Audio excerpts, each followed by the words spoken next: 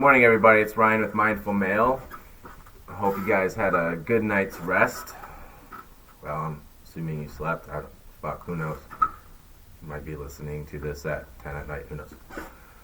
But yesterday's video was about shutting up and sitting down in the quiet and learning how to experience the silence of the moment, learning how to let ourselves enjoy that, get comfortable with that, open up even.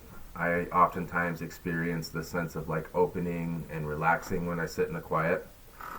I personally learned that I probably will not be wearing white shirts on these videos anymore because I am getting chubby, and I could tell I was getting some serious man boobs in the video yesterday when I watched it, and I'm not going to wear white until I lose about 15-20 pounds because I'm an extremely vain person. So today we're going to talk about contemplation, which is a really good addition to sitting down in the quiet. They both go together to make a really great meditation practice. The great thing about contemplation is, one, you're already doing it, and two, it's something you can take with you after you're done sitting down in the quiet. So contemplation by the Oxford Dictionary is basically sitting down or just thinking deeply about a specific topic. A lot of religions use contemplation, mostly contemplation associated with Christianity, which is where I first found the concept, and I found it very useful. One of my friends is actually a monk in the Catholic Church. Well, now he's a priest, but he was a monk in the Catholic Church, and I went to visit him at his monastery in New Mexico and learned about contemplation there and found it to be an extremely useful practice. The other good thing about contemplation is that once you're done sitting in the quiet and contemplating, you can get up and, let's say, do the dishes and still be contemplating about your topic of focus while doing the dishes. It's a really great way to meditate throughout your day while still completing tasks, simple tasks. Of course, complicated tasks, you probably want to focus completely and solely on that task to get it done. But contemplation is something I bring with me every day. One thing about contemplation, most people maybe don't understand or maybe are just unaware that they're doing it, is you're already contemplating on things. So a lot of people, self-included, tend to contemplate on negative things like worry, fear of the future, fear of losing things in the future. We contemplate on past regrets, things that we said that are stupid to someone we liked, or mistakes we've made in the past that have now, left us in a challenging situation, relationships lost, all kinds of stuff like that. And sometimes thinking about those things is our brain's way of saying there are lessons yet to be learned in those instances. But other times it's just us being stupid and creating negative moments in the present from negative moments in the past, or creating delusional fantasies of the future and destroying our moment. So it's very good to become aware that we are already contemplating about things on a daily basis, and that the goal of healthy contemplation or productive contemplation is to think about things that are positive, that are going to move us to a place of serenity and peace.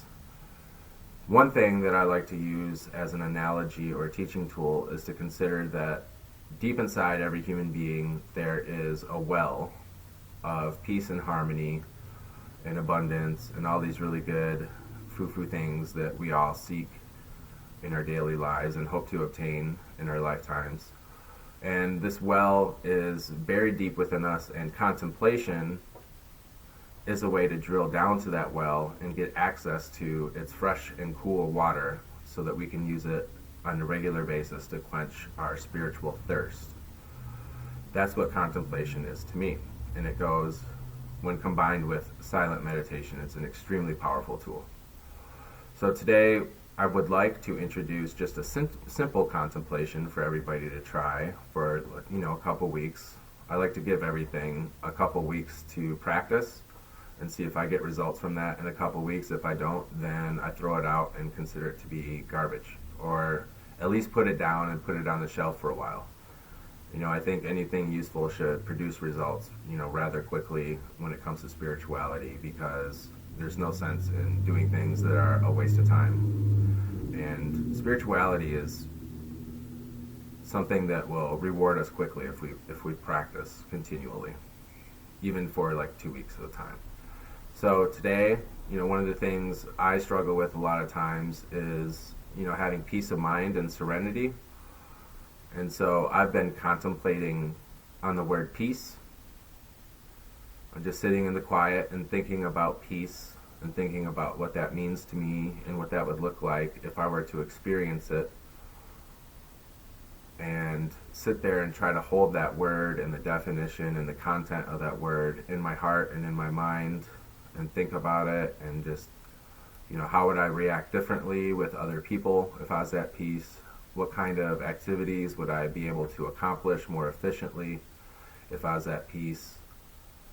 How would I be able to feel sitting in the quiet in my own skin if I was at peace with myself, with my surroundings, and with others?